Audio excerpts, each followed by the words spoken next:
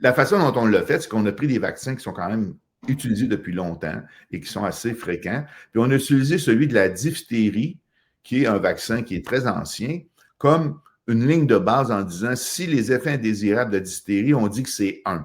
Puis c'est pas beaucoup, là, c'est à peu près autour de 2000 là, dans les effets indésirables. Donc, c'est faible.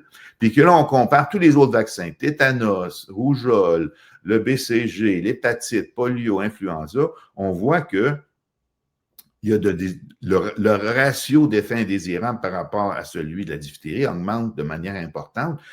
Prenons par exemple l'influenza, qui est l'autre vaccin que les gens utilisent de manière significative, ben c'est 567 fois plus que celui de la diphtérie. Donc, les effets indésirables du vaccin influenza est beaucoup plus important que ce vaccin-là. OK?